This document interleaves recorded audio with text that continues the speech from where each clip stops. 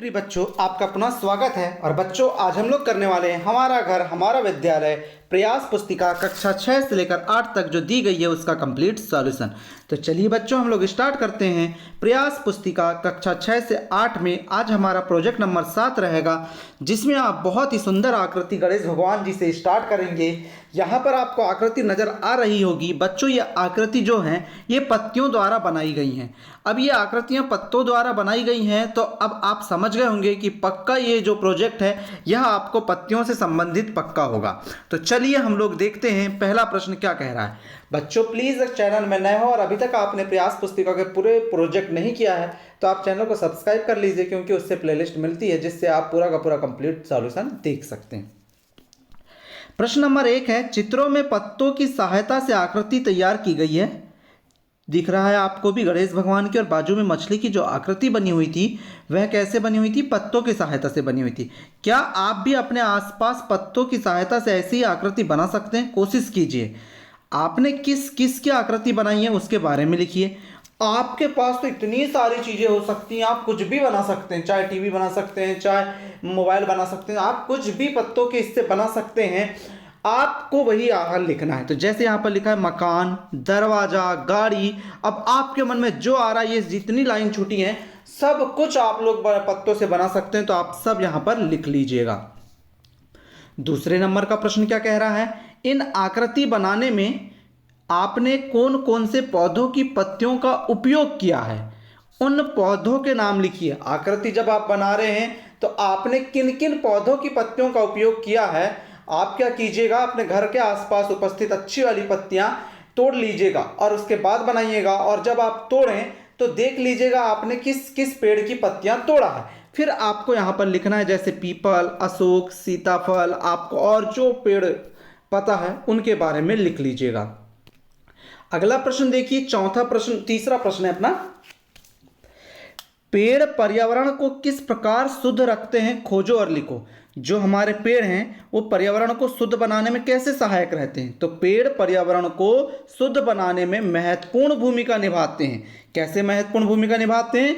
क्योंकि पेड़ शुद्ध वायु प्रवाहित करते हैं। आपने देखा होगा पेड़ पौधे लगाते हैं, हरियाली अपने घरों के आसपास रखते हैं। क्योंकि हमको उससे शुद्ध O2 प्राप्त होती है, ऑक्सीजन प्राप्त होती है, जो हमारे वायुमंडल के लिए बहुत ही महत्वपूर्ण होती है। इसलिए इस प्रश्न का उत्तर आप ऐसा लिख लीजिएगा, जो पेड़ हैं वो पर्यावरण को शुद्धतम रूप में बनाने में अपनी भूमिका निभाते हैं। अगला प्रश्न देखिए, अगला प्रश्न क्या कह रहा है, आपके आसपास पाए जाने वाले पौधों की निम्नलिखित जानकारी सारणी में लिखो। आपके आसपास जो भी पेड़ पौधे पाए जाते हैं उनकी जानकारी आपको सारणी में लिखना है।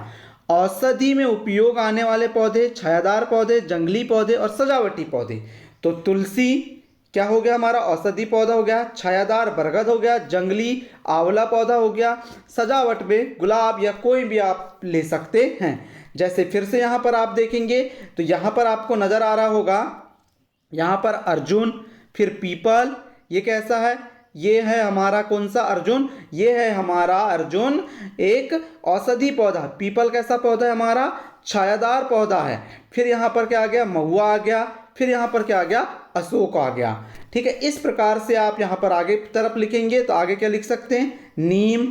फिर यहाँ पर दोनों में नीम आ सकता है। फिर आम, और फिर सजावटी पौधों में चमेली।